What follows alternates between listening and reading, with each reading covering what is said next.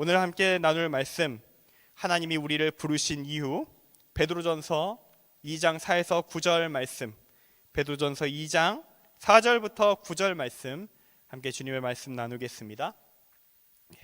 제가 먼저 읽고 교독하겠습니다. 사람에게는 버림바가 되었으나 하나님께는 택하심을 입은 보배로운 산돌이신 예수께 나아가.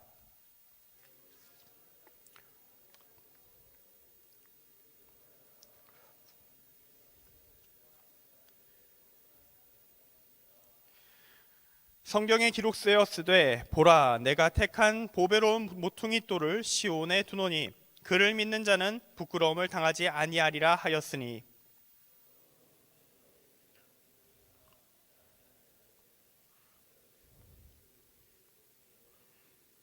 또한 부딪히는 돌과 걸려 넘어지게 하는 바위가 되었다 하였느니라.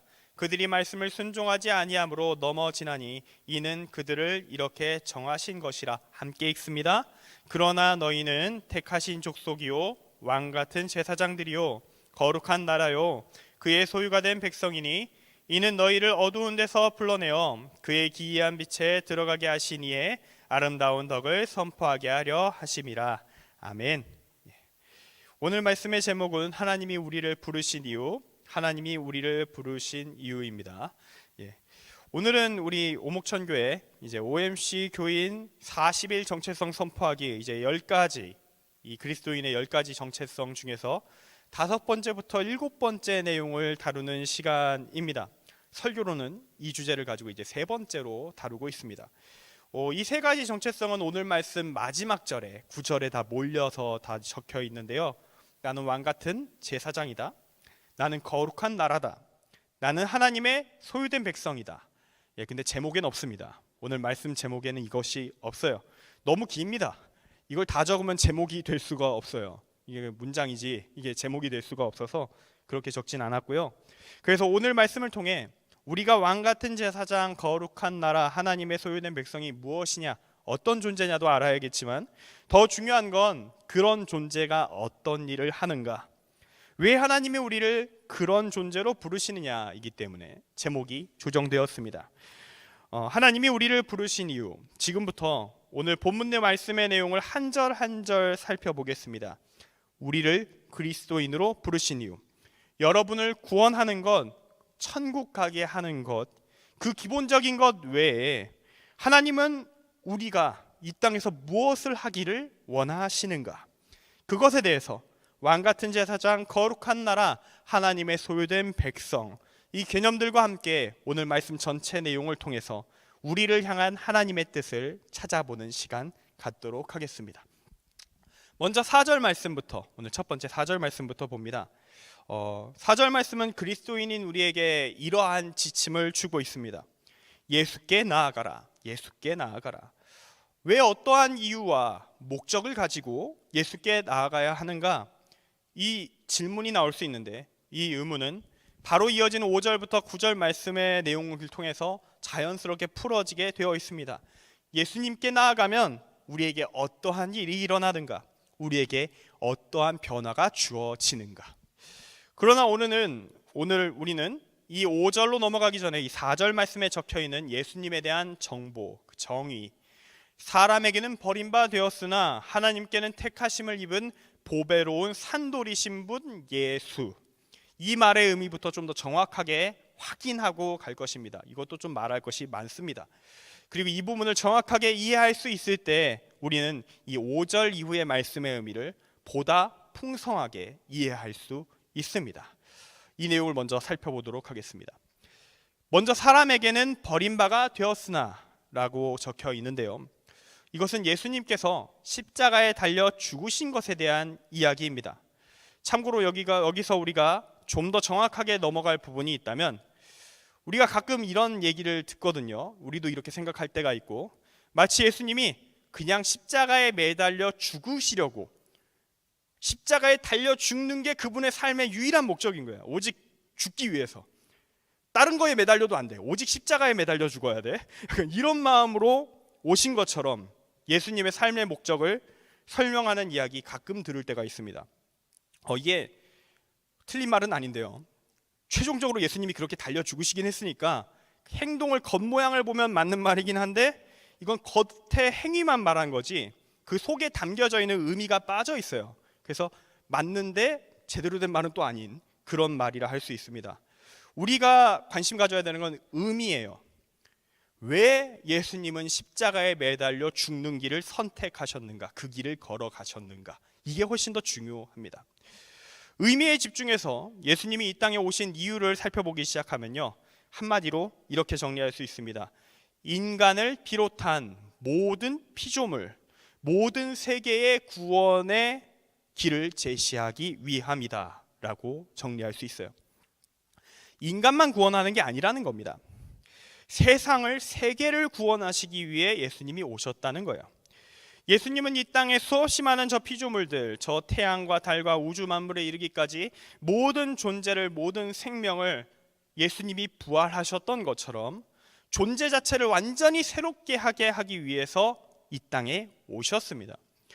어떻게 예수님, 한 인간이셨던 예수님의 십자가와 부활이 인류만이 아니라 온 세계 구원의 시작이 될 수 있는가? 그 이유 역시 성경에 적혀 있어요. 로마서 8장 19절에 이렇게 나와 있습니다. 피조물이 고대하는 바는 하나님의 아들들이 나타나는 것이니 그리고 그 소망이 무엇인가? 그 소망이 무엇인가가 21절에 해설되어 있습니다. 그 바라는 것은 피조물도 썩어짐의 종로로 탄 데서 해방되어 하나님의 자녀들의 영광의 자유에 이르는 것이니라. 아멘. 모든 피조물들이 회복을 바라고 있습니다. 근데 그 회복이 어디에서 시작되는가? 인류, 인간 가운데에서 하나님의 아들, 딸들, 하나님의 자녀들, 하나님의 뜻을 따르는 자, 예수를 닮아가는 자들, 그런 존재들이 나타나는 데서 시작된다는 겁니다. 하나님의 자녀에 대한 이야기는 지난주 설교 때 다뤘기 때문에 오늘은 여기까지만 하겠습니다. 왜 인간의 구원이 모든 피조물의 구원으로 나아가는가? 그 이유는 인간이 피조물의 대표이기 때문입니다. 모든 생명체, 이 세계의 대표이기 때문에 그렇습니다. 창세기 1장 28절에서 인류는 하나님께 모든 피조물의 대표로서 그들 전체를, 세계 전체를 하나님의 뜻에 따라 다스리는 사명과 그에 합당한 책임과 권리를 부여받았습니다. 생육하고 번성하여 땅에 충만하라, 땅을 정복하라, 바다의 물고기와 하늘의 새와 땅에 움직이는 모든 생물을 다스리라. 문제는 인간이 이 사명을 제대로 수행한 적이 거의 없다라는 것에 있죠. 지금 우리가 살아가는 이 세계가 존재한 이래 단일 종으로서 가장 많은 생명을 죽이고 가장 많은 생명체를 멸종시킨 존재가 누구입니까? 이 세계를 가장 많이 파괴했고 전쟁을 비롯한 각종 고통과 슬픔을 일으켰던 생명체가 누구입니까? 인간입니다. 인간이 가장 많은 파괴를 저질러 왔습니다. 이렇듯 세계를 바르게 다스리기는커녕 하나님과 대적하여서 파멸을 향해 나아가는 인간, 그리고 모든 피조물의 대표인 이 인간의 타락상 속에서 함께 파멸을 향해 나아가고 있는 이 우주 만물을 위해 예수님은 인간으로서 이 땅에 오셨다는 겁니다. 그리고 처음으로 하나님이 부여하신 사명을 온전하게 수행한 첫 번째 인간이 되셔서 모든 피조물에게 회복의 길을 여셨다는 겁니다. 혹시 여기서 반려동물 키우고 계신 분들 안심하셔도 좋습니다. 그 반려동물들 역시 여러분을 통해 구원받을 겁니다. 그리고 하나님은 아마 여러분이 그 동물들에게 어떻게 대하는가 그걸 보실 거예요. 여러분은 지금 하나님의 말씀, 선한 다스림이란 무엇인가를 반려동물들과 함께 연습을 하고 계시다라고 볼 수 있습니다. 참고로 가끔 교회에서 동물에게 영혼이 있냐 없냐, 없다 막 이런 얘기가 가끔 돌아다닐 때도 있는데 전 이런 성경에 없는 논의는 안 좋아합니다. 성경에 없는 이야기는 안 좋아해요. 제가 이런 얘기를 듣고 있으면 어떤 생각이 떠오르냐면요, 과거에 끔찍했던 역사 데이터 하나가 딱 머릿속에 떠오릅니다. 그게 뭐냐면 초대교회 시점을 딱 지나고요, 초대교회 시점을 딱 지나고 기독교가 딱 공인되고 나서 예수님께서 말씀으로 회복을 시켰고 또한 이 억눌러놨던 잘못된 방향성을 억눌러놨던 부분이 있는데, 그게 사도 바울 및 제자 그룹도 온 힘을 다해서 성경 말씀을 통해서 계속 누르고 조절을 하고 막 그랬었는데, 이 성차별의 분위기, 여성차별의 분위기가 기독교 공인 이후에 다시 천천히 올라오기 시작해요. 그리고 막 불타오르기 시작합니다. 어느 순간부터.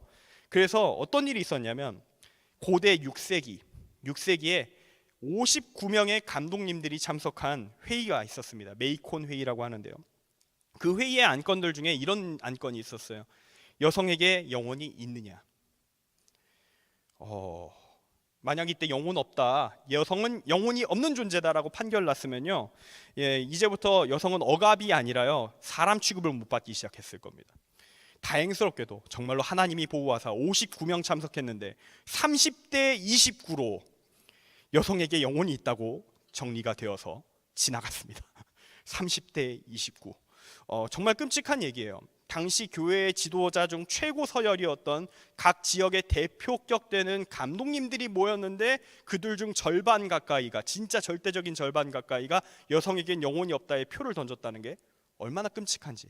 그럼에도 불구하고 하나님이 지켜주셨다, 30대 29로 살려주셨다는 것도 또한 얼마나 감사한지 참 복합적인 감정이 드는 사건입니다. 여러분, 창세기 1장 27절을 보면요, 이렇게 적혀 있거든요. 하나님이 자기 형상 곧 하나님의 형상대로 사람을 창조하시되 남자와 여자를 창조하시고, 사람은 남자와 여자 모두를 통칭하며 남녀 모두에는 하나님의 형상이 있습니다. 이게 성경을 뒤집으려는 시도였다는 거예요. 이 6세기 때 있었던 회의는 성경 말씀을 뒤집어 엎으려는 위험한 시도였다는 겁니다. 이게 바로 사람의 욕망이 저지르는 죄의 악인 거예요. 내 생각을 관철시키기 위해 필요하다면 하나님의 말씀도 적당히 수정하고 가리고 교회의 결정이란 이름하에 뒤집어 버리려는 그런 위험한 시도들이 가끔 있습니다. 그걸 하나님이 끝까지 어떻게든 방어하시고 계시다는 것, 전력으로 맡고 계신 하나님의 역사도 그 가운데 함께 보게 되는 것이죠. 이처럼 성경에 없는 거 기존 성경 내용 무시하면서 규정 세우려는 시도, 정말 위험한 짓입니다. 성경이라는 명확한 브레이크가 없거나 그걸 무시한 경우 인간의 욕망이 그대로 투영되어 버리기 때문입니다. 그래서 전 성경에 있는 것을 이야기할 겁니다. 모든 피조물의 대표인 인류의 이해, 인류의 회개와 구원과 회복의 흐름 안에서 다시 일어나게 될 것입니다. 로마서 8장에 성경에 적혀 있습니다.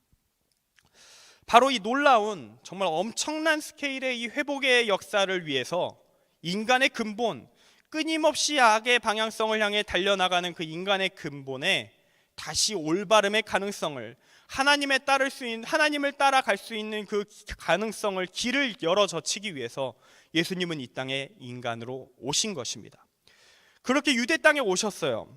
그래서 예수님은 무엇이 진정한 하나님의 뜻인지 가르치시고 그 뜻대로 또한 자신이 직접 살아가시면서 하나님의 역사를 이 땅 가운데 실현해 나가십니다. 그런데 하나님의 뜻을 뒤틀어 놓은 사람들이 권력을 쥐고 종교 지도자였던 그 상황에서 하나님의 뜻, 올바름을 따라 살면 어떤 일이 벌어질까요? 답은 명확합니다. 죽음이 오게 돼 있어요. 인간이 끌어낼 수 있는 당대 최고의 극형이 찾아오게 되는 것입니다. 유대 땅에서는 그 지역에서 가장 무시무시한 형벌로 취급되던 십자가형이 다가오게 돼 있는 거예요. 이건 거의 필연적인 결과라 할 수 있습니다. 예수님이 그걸 모를 수가 없는 거예요. 그 상황이 나에게 닥쳐올 걸 이미 알 수밖에 없다라는 겁니다. 그런데 그럼에도 불구하고 하나님의 뜻을 붙들고 죽음의 길이 나에게 찾아올 걸 알면서도 끝까지 그 길을 가셨습니다. 이거는 자살이 아니에요. 기독교에서 금하는 자살과는 범주가 아예 다릅니다. 우리가 교회에서 자살이라는 것을 죄로 여기는 이유는요, 그 생명을 끊는 선택이 그를 향한, 그 죽음을 선택한 사람을 향한 하나님의 뜻과 전혀 상관없이 자기 뜻대로 이루는 결정이기 때문입니다. 자기 멋대로 벌이는 일이기 때문에 우리는 그걸 죄라고 불러요. 그러나 죽을 것이 예상되는 상황이지만 하나님의 뜻을 붙잡으면 죽는다고 한다면 끝까지 하나님의 영광을 위하여 나아가는 삶, 그러한 과정 속에서의 죽음은 기독교가 긍정합니다. 순교다, 자기 희생이다, 거룩한 죽음이다 라고 이야기하지요. 예수님의 죽음은 그러한 죽음에 해당하는 것입니다. 자, 올해 빙 돌아왔는데 다시 오늘 말씀으로 들어갑니다. 오늘 말씀, 이렇게 예수님이 버린 바가 되셨어요. 버려진 바가 되었습니다. 하나님의 뜻을 거부한 자들을 위해 십자가에 못 박혀 죽으셨습니다. 그렇지만 하나님은 예수님의 손을 들어주십니다. 죽음을 불사하고 끝까지 하나님을 붙잡은 예수님을 보배로운 산돌이 되게 하셨습니다. 여기서 보배로운 산돌이 되었다는 얘기는 부활을 의미합니다. 여기서 산이라는 말을 오해하시면 안 돼요. 이거 살아있다, 그런 의미의 산입니다. 산돌이 되었다, 살아있는 돌이 되었다라는 거예요. 산속의 그런 돌 아니고 살아있는 돌이다라는 겁니다. 그런데 왜 여기서 이 생각이 들 수 있어요. 왜 여기서 예수님을 돌로 비유하는가? 왜 돌이라 얘기하는가? 그냥 다시 살리셨다, 부활하셨다 얘기하고 마무리할 수도 있는데, 그가 부활하신 예수님을 돌이라 얘기하는데 그 이유가 무엇일까요? 여기서 예수님이 살아있는 돌이라고 할 때 돌은요, 6절 말씀에서 말하는 보배로운 모퉁이 돌과 연결되는 것입니다. 이건 이사야 28장 16절 구약 성경 말씀을 인용하는 거예요. 거기서 하나님이 이렇게 말씀하십니다. 보라, 내가 한 돌을 시온에 두어 기초를 삼았노니 곧 시험한 돌이요 귀하고 견고한 기초돌이라. 그것을 믿는 이는 다급하게 되지 아니하리로다. 아멘. 여기서 모퉁이 돌은요, 성전의 기초가 되는 돌, 성전 건축에 있어서 가장 기반이 되는 중요한 돌이다라고 말할 수 있습니다. 바로 예수님이 이러한 돌이 되셨다라는 거예요. 새로운 하나님의 성전, 새로운 세계, 새로운 시대를 열 시작의 돌이 되셨다. 이걸 말하고 싶어서 예수님을 보배로운 살아있는 돌이라고 했던 겁니다. 참고로 예수님 당시의 유대인들은요, 이 이사야 28장 16절 말씀의 기초돌, 이 한 돌을, 하나님이 시온에 세우시는 돌을 뭐라고 생각했냐면 다시 오실 메시아, 다시 유대 민족을 부흥시킬 정치적인 메시아, 로마 제국을 무너뜨리고 다윗 시대의 부흥기를 능가하는 강대한 유대 제국을 건설할 메시아, 위대한 장군, 위대한 정치적 지도자, 그런 존재를 기대했습니다. 예수님 바라볼 때도 그런 마음으로 보고 있는 거예요. 그런 사람이 저 사람인가 하면서 보고 있었던 겁니다. 그래서 그들은 기대합니다. 유대 제국을 기대하며 예수님을 봅니다. 삐뚤어진 기대였어요. 완전히 삐뚤어진. 이게 하나님과 인간의 격의 차이라는 겁니다. 하나님은 어떤 생각을 하고 계셨냐? 인류 전체의 구원을 넘어 만물을 새롭게 하는 세계 전체의 회복이라는 위대한 프로젝트를 기획하면서 일을 진행하시는데, 그 이야기하는 성경 말씀 보면서 이 유대인들이, 사람들이 생각하는 수준이라는 건 로마 제국을 깨부수고 새롭게 일어설 유대 제국 만세, 위대한 제국의 지도자여 속히 오소서 메시아. 수준차가 정말 엄청나게 나죠. 그래서 이 사람들이 예수님을 거부할 수밖에 없었던 거예요. 예수님의 놀라운 기적들을 보면서, 야, 저 사람이 왕이면 저 기적들을 보니까 우리는 모든 전쟁에서 승리하겠구나, 승리할 수밖에 없다, 아픈 자 다 나을 것이고, 그리고 군량미가 모자라 오병이어 기적으로 모조리 다 풀로 채워지고, 부족함 없는 전쟁, 죽는 자가 없는 전쟁, 불사의 군대를 우리는 이끌 수 있겠다, 이런 생각 가지면서 위대한 전쟁의 지도자를 꿈꾸며 예수님을 보고 있는 거예요. 그런데 갑자기 예수님이 붙잡혀 옵니다. 법정에 서셨어요. 그 전까지는 그런 위대한 장군을 기대하면서 예루살렘 입성을 환영하던 그 사람들이 배신감을 강렬하게 느끼면서 예수님을 바라보며 이렇게 말하는 겁니다. 너가 나를 속였어. 빨리 저놈을 죽여버려. 저 나를 속인 저 사기꾼을 빨리 쳐 없애. 이 말을 외치기 시작하는 거예요. 그렇게 예수님은 시편 118편 22절에 나오는 건축자들이 버린 돌이 되시는 겁니다. 그리고 하나님은 이어서 이 버려진 돌이 집 모퉁이의 머릿돌이 될 것이라고 말합니다. 예수님은 사람들의 기대에 맞는, 당시 사람들의 기대에 맞는 메시아는 절대 아니었어요. 그들이 생각하던 공상 속의 메시아, 사람들의 시선 속에서는 정말 쓸모없어 보이는 것이 예수님의 모습이었습니다.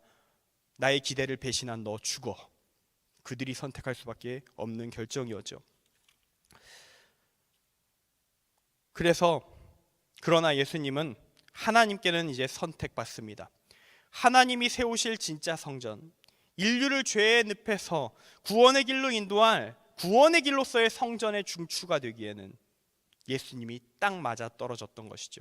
하나님의 계획에는 완벽히 합당한, 하나님이 실제로 보내셨던 진짜 메시아, 그게 바로 예수님이셨던 것입니다. 십자가에 달리셨으나 죽음을 이기시고 부활하셔서 보배로운 살아있는 돌이 되어 새로운 성전의 위대한 세계구원 프로젝트의 시작점으로 예수님이 세워지셨던 겁니다.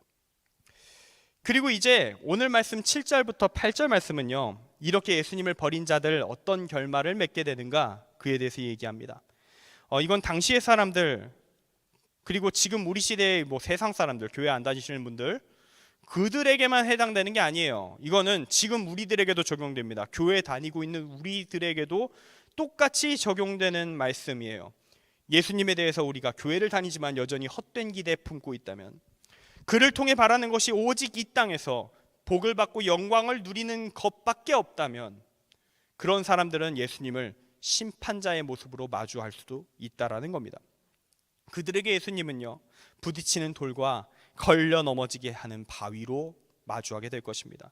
마태복음 7장 22, 23절을 보면 그들의 항변이 나오고 그들을 향한 예수님의 답변이 나옵니다. 그들은 심판대 앞에서 예수님에게 이렇게 말할 겁니다. 주여, 주여, 우리가 주의 이름으로 선지자 노릇하며 주의 이름으로 귀신을 쫓아내며 주의 이름으로 많은 권능을 행하지 아니하였나이까? 내가 정말로 교회에서 많은 일을 했어요. 위대한 헌신을 내가 얼마나 많이 했는데, 헌금을 얼마를 냈고 얼마나 많은 일들을 했고 귀한 사역이라는 각종 봉사 다 했는데 왜 나는 지옥? 이런 반응을 보이면 예수님이 이렇게 말씀하실 거라는 겁니다. 내가 너희를 도무지 알지 못하니 너의 목적은 딴 데 있었잖아. 불법을 행하는 자들아, 내게서 떠나가라. 이 말을 들을 수도 있다라는 겁니다. 이 예수님의 답변의 의미가요, 8절 말씀에는 좀 다른 표현으로 적혀 있어요. 그들이 말씀을 순종하지 아니함으로 넘어지나니 이는 그들을 이렇게 정하신 것이라. 아멘.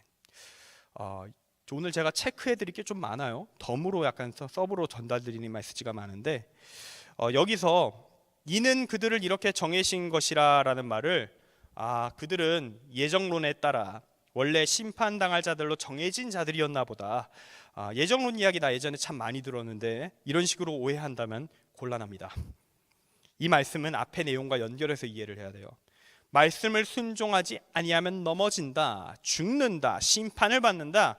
이것이 바로 하나님이 정하신 심판의 원칙이다 라는 것입니다.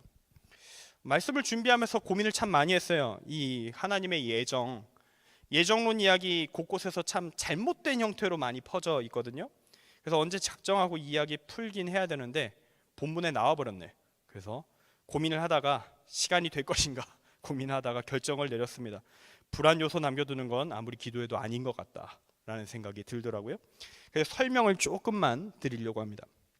하나님의 예정이라는 얘기를 우리가 듣게 된다면 이렇게 생각하시면 가장 깔끔합니다. 하나님은 구원의 원칙과 심판의 원칙을 정하셨습니다. 이러면 구원받고 이러면 심판받는다. 이것이 바로 정확한 예정, 정하신 것입니다. 그리고 하나님은 이렇게 물으시는 거예요. 넌 지금 구원의 자리에 있느냐? 심판의 자리에 있느냐? 예정론을 주장한 사람, 가장 유명한 사람, 칼뱅. 하나님의 전지전능하심을 강조한 신학자로서, 목회자로서 그는 이렇게 말하긴 했어요. 분명히 그가 하나님은 구원받을 자와 심판받을 자를 알고 계시다. 하나님은 아신다 라고 이야기하긴 했습니다. 그런데 우리는 이 결론만 알거든요. 이 결론만 알지 거기 추가로 붙어있는 해설을 몰라요. 칼뱅이 추가로 붙여놓은 해설을 모릅니다. 제가 일부러 오늘 책 갖고 왔어요. 생명의 말씀사에서 출간한 기독교 강요 중권을 오늘 갖고 왔습니다. 제가 책 광고하려는 거 아닙니다. 대한기독교 서예 버전도 있고요. 워낙 다양한 출판사에서 기독교 강요는 출간해놨어요. 지금 마침 제가 갖고 있는 게 얘네요. 그래서 이놈을 갖고 왔는데요. 여기서 칼뱅이 이 책에서 책을 직접 보면 예정론 얘기할 때 이렇게 말을 해요. 자신의 구원 여부를 예정론에 근거해서 알려고 하는 사람, 나 구원의 확신을 갖고 싶어. 나는 원래부터 택함 받은 자였으면 좋겠어. 이거 알려고 하는 사람들에게 이렇게 말합니다. 이 책 기준으로 563쪽과 564쪽에서 칼뱅은 하나님의 심판대에서 자기에 대한 어떤 결정이 있었는가 알려고 하는 자, 어떤 결말을 맺는가 이렇게 설명합니다. 밑이 없는 소용돌이 속에 몸을 던져 그것에 삼키우고 말 것이다. 사람이 자신의 힘으로 하나님의 지혜의 높은 데까지 올라가려고 할 때 어리석은 그의 이해력이 무서운 파멸의 벌을 받는 것은 당연하기 때문이다. 쉽게 말해 이런 겁니다. 하나님은 아시지. 근데 너는 그거 알려고 하지 마. 그거 알려고 하는 순간 너가 죽을 거야. 너가 지옥에 떨어질 가능성이 너무 높아져. 그러니까 신경을 꺼라. 하나님이 아신다는 걸 나는 그냥 말하고 싶었을 뿐이야 라고 얘기하고 있는 거예요. 그리고 이어서 이렇게 얘기하면 사람이 다 공황 상태에 빠진다는 거예요. 어쩌라는 거야 그래서. 그러면 다음 설명이 또 있어요. 565쪽, 567쪽 쭉 이어지는 그 말씀에서 칼뱅이 에베소서 1장 4절을 인용하면서 구원받았는지를 인식할 수 있는 방법, 구원의 영역, 구원의 길에 대한 이야기를 합니다. 이렇게 적어놨어요. 하나님이 자녀로 삼으신 사람들은 그들 자체로서 선택된 것이 아니라 그리스도 안에서 선택되었다. 그들 자체가 선택된 것이 아니다란 말이 참 중요합니다. 개개인이 선택되는 게 아니라는 거예요. 조건에 대한 충족으로 그리스도 안에 있음으로 선택되었다고 얘기하는 겁니다. 여기서 알게 되죠. 칼뱅의 예정은 구원의 조건과 영역을 하나님이 정해 주셨다고 말하는 것이 칼뱅이 말한 제대로 된 예정론이라는 사실을 말이죠. 그리고 이 그리스도 안에 있다는 게 정확히 뭔지도 설명을 또 이어서 해놨어요. 이렇게 그는 적어 놓았습니다. 만일 우리가 그리스도와 친교를 계속하고 있다면 그것은 곧 우리가 생명책에 기록되어 있다는 너무나 분명하고도 확고한 증거가 된다. 자, 여러분은 지금 예수님과 어떤 관계를 맺고 계십니까? 적어도 예배를 드리러 오셨군요. 여러분의 이 예배가 진실된 예배가 되길 소망합니다. 오늘 우리가 함께 예배 가운데 올린 이 찬양의 고백들, 그저 노래로 부른 것이 아니기를 소망합니다. 예수님이 나의 첫사랑이십니다. 오직 예수만이 우리의 구원할 이름이 되십니다. 우리 주 하나님, 하나님의 뜻을 이루소서. 하나님의 나라가 이 땅 가운데 이루어지기를 원합니다. 우리를 구원하신 하나님의 크신 사랑에 감격함으로 우리가 찬양을 올립니다. 이게 그냥 노랫말이 아니라 진짜 우리의 고백이 되어 있다면 우리와 주님의 연결은 끊어지지 않은 줄 믿습니다. 그럼 구원받은 거예요. 예정론 이야기는 여기까지 하겠습니다. 여러분 혹시 어디서 이런저런 얘기를 들으신다면 그런 이야기를 믿지 마시고 원전과 원본 자료를 보십시오. 거기 답이 있는 경우가 많습니다. 단점은 너무 두꺼워요. 이거 언제 다 읽고 있겠어? 이게 좀 문제긴 한데 답은 있다라는 거 이것까지만 얘기하겠습니다. 마찬가지로 신앙의 진리, 믿음의 진리의 원전은 성경입니다. 다른 누군가의 말이 아니라 우리는 성경을 붙들어야 되는 것입니다. 성경을 정확하게, 오늘 말씀이 말하는 것처럼 말씀을 정확하게 보고 순종하면 구원받는 것이고 아니라면 심판의 영역이 떨어지게 된다. 이걸 우리는 명심해야 된다는 거예요. 그리고 우리가 하나님의 말씀을 온전하게 보아서 예수님이 이 땅에 오신 이후 전 세계를 구원하시고 하자는 그 원대한 프로젝트 이해하고 받아들이게 되었다면 그 프로젝트에 함께하길 원합니다 하여서 4절 말씀처럼 예수께 나아가게 된다면 5절 말씀이 이어서 말하듯이 우리 역시 예수님처럼 살아있는 돌이 될 것입니다. 부활하게 될 것이며 성전의 기반이자 시작이 되는 모퉁이 돌이자 기초석이 되신 예수님 옆에 또 다른 돌이 되어 옆에 딱 붙어서 성전을 지읍시다. 하나하나 묶여서 그렇게 하나님의 성전을 구성하게 될 것입니다. 이 모든 과정은 어떻게 이루어지는 거냐? 예수 그리스도로 말미암아 예수님을 시작으로 이루어진 것입니다. 여기 또 덤으로 체크할 게 하나 있어요. 우리는 이런 얘기 가끔 듣거든요. 구원에 있어서 더 이상 우리는 아무것도 할 것이 없다. 하나님이 다 하셨다. 이 이야기 맞는 말인데 이 이야기를 오해하면 안 됩니다. 예수 믿는 자는 그 어떤 선행도 하나님의 뜻을 따르는 삶도 필요 없다. 이런 식으로 가끔 이 말을 오해하는 사람들이 있어요. 이 말은 어떤 의미냐면요. 바로 예수님이 이 땅에 내려오시지 않으셨다면, 예수님이 구원의 길을 열어주시고 우리를 하나님의 구원의 계획 안으로 초대해 주지 않으셨다면, 그분이 먼저 이 일을 안 하셨으면 그 이전에 우리가 뭔 짓을 했든지 간에 구원에 있어서 의미가 없다라는 얘기를 하는 거예요. 그분이 먼저 하셔서 우리가 구원의 길을 걸을 수 있게 되었다. 그 다음부터 우리가 하는 모든 행동이 그때부터 의미가 생겼다. 그 전까지는 무의미했는데, 그 얘기를 강조하려고 하는 표현입니다. 그래서 하나님이 다 하셨다. 그분이 안 했으면 우린 아무 일이 뭔 짓을 해도 의미가 없었을 거니까. 근데 이걸 많은 사람들이 오해합니다. 교회만 적당히 다녀주면 되는군요. 그럼 천국 가는구나. 아무것도 안 해도 되는구나. 이렇게 오해해요. 왜 그럴까요? 정말 아무것도 하고 싶지 않으니까요. 정말 그렇게 대충 그렇게 하다가 교회 천국 가고 구원받고 아무것도 안 하고 열매만 따먹고 싶은 게 사람의 욕망이라 사람들이 그런 오해를 끊임없이 하고 또 하는 것입니다. 그러다가 교회 다니다가 지옥 떨어지면 얼마나 심각한 인생의 낭비겠어요. 믿을 거면 제대로 믿읍시다. 온전한 믿음을 우리는 갖추어야 합니다.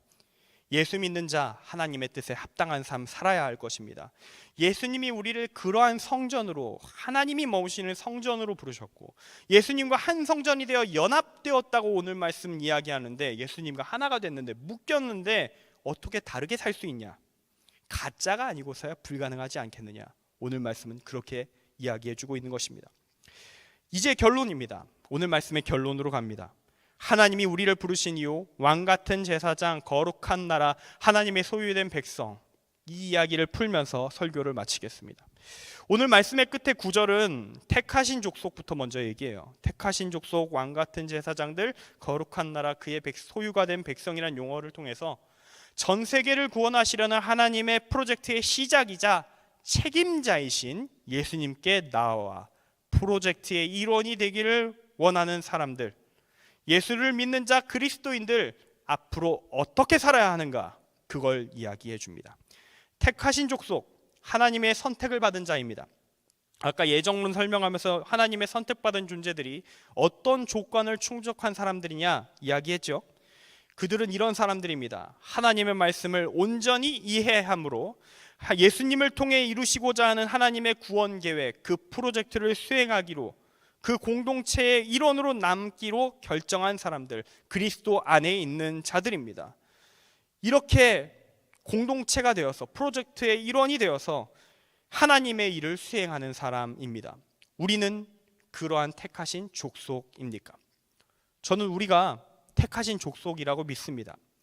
우리가 하나님의 뜻이 무엇인지 알고자, 하나님의 뜻대로 살고자 이 예배에, 오목천교회 청년교회 공동체에 함께하고 있다면 우리는 택하신 족속이 맞을 것입니다. 이어서 왕같은 제사장들, 5절 말씀에 따르면 신령한 집으로 세워져서 하나님이 기쁘게 받으실 신령한 제사를 드릴 거룩한 제사장이지요. 어떻게 성전이자 제사장이라는 것이 가능하냐고 물으신다면, 이때의 성전은 건물의 차원이 아니라 사람들로 구성된 공동체로서 소속을 의미한다는 것, 그리고 제사장은 그 공동체의 구성원 개개인의 정체성에 강조점을 두고 있다는 것, 그걸 알고 넘어가시면 됩니다. 여러분은 여기서 나오는 이 제사장이란 존재를 볼 때마다, 그 문장을 볼 때마다 이런 생각을 좀 해요. 권위적이고 거들먹거리는 종교인을 좀 상상을 많이 하게 됩니다. 우리가 보는 영화 같은 걸 봤을 때 보게 되는 유대교의 제사장들의 모습이 상당수가 이때잖아요. 예수님 시대의 타락한 제사장들, 그 모습이다 보니까 우리에겐 그런 선입관이 좀 생겨요. 그리고 예수님이 얼마나 제사장들을 강력하게 비난을 많이 하셨는지 그거 보다 보면 제사장이 별로 안 좋은 사람 같아요. 근데 제대로 된 제사장은 정말 중요한 존재입니다. 구약의 제사장들은 하나하나가 유대민족 전체를 대표하는 사람들이에요. 그래서 그들은 뭘 하냐면요, 매일 아침과 저녁으로 제사를 드립니다. 단 하루도 빼놓지 않고. 절기에만 누가 제물 바칠 때만 제사 드리는 게 아니에요. 그때 그 외엔 놀고 있는 게 아니라고요. 단 하루도 빠짐없이 제사를 드립니다. 아침과 저녁으로. 그리고 제단에 불을 꺼트리면 안 돼요. 모든 순간 불 관리해야 됩니다. 불을 꺼지지 않게 관리하고 제사를 드리든 안 드리든 간에 계속 그 불을 유지합니다. 이 끊임없는 제사, 그리고 불길을 유지하는 것을 통해서 제사장들은 뭔 역할을 수행하느냐? 하나님과 이스라엘 민족을 연결하는 통로가 됩니다. 단 한순간도 이 통로가 끊어지지 않도록 관리하는 관리자, 통로의 책임자, 통로 자체, 그것이 바로 제사장이 하는 일입니다. 모든 생각, 모든 순간, 평생 그가 죽을 때까지 그의 일을 합니다. 이 제사장의 책무가 이제 모든 그리스도인들에게 부여될 것이라고 오늘 말씀은 이야기하는 거예요. 심지어 표현이 매우 강렬합니다. 하나님이 기쁘게 받으실 신령한 제사를 드릴 거룩한 제사장, 왕같은 제사장. 뭐 최상급 표현을 다 붙여놨어요. 도망갈 구석이 없다라는 겁니다. 적당히 하는 제사장 있을 수 없다. 완벽한 제사장을 원하신다. 너는 그래야 한다. 이렇게 말하고 계시다는 겁니다. 우리의 삶 전체가 왕 같은 제사장들인 그리스도인으로서 우리는 우리의 모든 삶으로 하나님과 세상 사이의 통로로서의 역할을 해야 합니다. 세상 사람들에게 우리의 삶이 하나님께 올려드리는 신령한 제사같이 느껴져야 된다는 거예요. 그런데 지금 우리의 삶은 어떠합니까? 우리는 정말로 우리의 인생으로 신령한 제사를 하나님께 드리며 그 제단의 불길을 삶의 모든 순간 유지하며, 단 한순간도 모든 순간 유지하며 세상 사람들에게 하나님의 살아계심을, 하나님의 사랑하심을 보여주고 있습니까? 마음이 무거워지죠. 난 할 수 있는가? 이 생각이 들 겁니다. 거룩한 나라, 거룩함은 하나님께 붙여질 수 있는 형용사로서 그분의 위대하심, 선하심, 아름다우심 등을 찬양할 때 사용되는 표현입니다. 그게 나라에 붙어 있다는 말은 그 나라의 통치자가 누구인가를 가르쳐 주는 거예요. 거룩한 나라는 곧 하나님의 통치가 이루어지는 나라입니다. 모든 그리스도인들은 거룩한 나라여야 합니다. 우리의 주인은 하나님이시라는 말이 말뿐이어서는 안 된다는 이야기입니다. 우리는 진실로 거룩한 나라입니까? 정말로 하나님의 통치가 우리 가운데, 우리 개개인 가운데 이루어지고 있습니까? 그의 소유가 된 백성, 마지막이죠. 여기서의 그는 바로 하나님이십니다. 하나님은 그리스도인인 우리를 자기의 소유라고 말씀하십니다. 여기서의 소유는 단순한 지배의 개념은 아니에요. 왜냐하면 하나님은 사랑의 하나님이시기 때문입니다. 그렇기 때문에 하나님은 우리를 소유로 부르시는데, 진실로 우리가 하나님의 소유가 되기 위해서는 뭘 해야 되냐면 우리의 의지로 하나님의 사랑을 받아들이겠다고 응답해야 합니다. 그때 우리는 하나님의 소유가 될 수 있습니다. 그리고 우리가 진정 그리스도인이라면 우리는 하나님의 소유가 된 백성일 것입니다. 그리스도인은 세상을 구원하기 위해 죽으신 예수 그리스도의 사랑을, 그분이 일으켜주신 그 구원의 길이 나의 길이라고 인정한 사람들입니다. 주 안에서 이미 하나님의 부르심에 예수로 응답한 사람들, 그것이 바로 그리스도인이기 때문입니다. 지금 자신에게 질문을 던져보십시오. 나는 하나님의 소유가 된 백성인가? 아니면 나는 여전히 나의 것이라고 주장하는가? 우리가 하나님의 소유가 되길 결단한다면 하나님은 우리를 하나님의 소유다운 삶으로, 의의 길로, 구원의 길로 인도하실 것입니다. 그러나 여전히 나를 나의 것으로 두고 싶다면 당신은 그 자신의 선택에 대한 책임을 져야 할 것입니다. 하나님은 이렇게 우리를 택하신 족속, 왕같은 제사장, 거룩한 나라, 하나님의 소유가 된 백성으로 부르셨습니다. 그 이유 설명 추가로 더 적혀 있어요. 너희를 어두운 데서 불러내어 그의 기이한 빛에 들어가게 하시니에 아름다운 덕을 선포하게 하려 하심이라. 아멘. 하나님은 우리 그리스도인들을 통해서 아직 믿지 않는 사람들, 세상의 사람들에게 하나님의 뜻을 전하기를 원하십니다. 세상을 구원하기 위해, 새롭게 하기 위해 흘리신 주의 보혈, 그 하나님의 위대하신 사랑을 전하기를 원하십니다. 예수님이 살아서 활동하실 때 하신 일을 우리 역시 하기를 원하십니다. 우리가 진실로 택하신 족속이고 왕같은 제사장, 거룩한 나라, 하나님의 소유가 된 백성이라면 우리는 그 일을 하지 않을 수 없을 것입니다. 왜냐하면 우리는 이미 예수님과 같이 성전의 돌로서 하나의 성전으로, 한 건물로, 공동체로, 프로젝트로 묶여져 있기 때문입니다. 우리는 그래서 고민해야 합니다. 어떻게 하면 이 땅에서 하나님의 뜻을 펼치며 살아갈 수 있을까? 지금 내가 살고 있는 현실 속에서 내가 지금 할 수 있는 일은 무엇인가? 앞으로 내가 펼쳐나갈 나의 미래의 계획 가운데 하나님의 뜻을 난 반영할 수 있을까? 어떻게 할 수 있을까? 그리고 만약 지금 내가 하나님의 말씀을 잘 몰라서 못해, 하나님의 뜻은 인식할 수가 없어, 그렇다면 뭘 해야 될까요? 말씀을 알기 위해 최선을 다해야 할 것입니다. 예배를 드리고 성경을 읽고 기도를 하고, 지금 같은 경우에는 수련회를 가고, 목회자에게 질문하고, 쌤 모임 가운데 이야기를 나누고 기도 제목을 나누어야 할 것입니다. 이 모든 과정 가운데 하나님이 일하십니다. 우리의 부족함은 그 하나님의 일하심으로 채워질 것입니다. 이 믿음의 길을 포기하지 않으면 우리는 택하신 족속, 왕같은 제사장, 거룩한 나라, 하나님의 소유가 된 백성이라는 이 호칭에 어울리는 존재가 결국 될 것입니다. 지금 내가 이 거룩한 정체성에 어울리지 않는다? 괜찮습니다. 그렇게 느껴도 괜찮습니다. 하나님이 보시는 건 지금 당신의 레벨이 아니라 지금 당신의 서 있는 자리, 그 영역을 보십니다. 여러분이 초입일지라도 구원의 자리에 있다면, 그리고 여러분이 의지가 있다면 하나님은 일하십니다. 여러분이 은혜의 비를 진실로 소망한다면 하나님은 우리에게 그 비를 흠뻑 내려주실 것입니다. 그 비를 언제나 준비하고 계십니다. 문제는 우리의 마음이 그 비를 거부하는 것입니다. 마지막으로 묻습니다. 당신은 누구입니까? 우리는 누구입니까? 당신은 택하신 족속, 왕같은 제사장, 거룩한 나라, 하나님의 소유된 백성이 맞으십니까? 이 주님이 말씀하신 정체성 품어낼 의지가 있으십니까? 그렇다면 이제 그 의지를 표현합시다. 은혜의 자리로 나갑시다. 예배의 자리로 나갑시다. 수련회도 좀 같이 갑시다. 우리 여러분의 의지를 보시고 주께서 부어주길 원하셨으나 소리를 듣지 못하여서, 우리의 외치는 소리가 없어서 주시지 못했던 은혜, 기도에 대한 응답, 하나님이 그 은혜의 자리에 나온 우리를 만나 주셔서 주님의 역사를 보여주실 것입니다. 그분의 살아계심을 증명해 주실 것입니다. 함께 그 은혜를 누리는 우리 모두가 되기를 간절히 소망합니다. 기도하겠습니다. 사랑의 하나님 아버지, 감사를 드립니다. 주님께서 지금 우리를 부르시고 계십니다.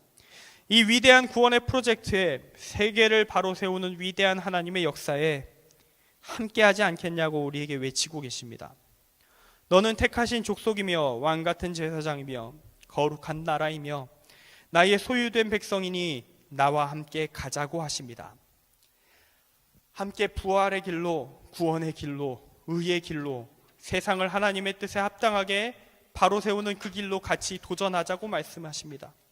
주님이 주님의 말씀에 응답할 수 있는 은혜를 주시옵소서. 지금 우리의 목소리로 고백할 때에 하나님의 뜻을 이 자리에 충만히 내려 주시옵소서. 예수님의 이름으로 기도합니다. 아멘.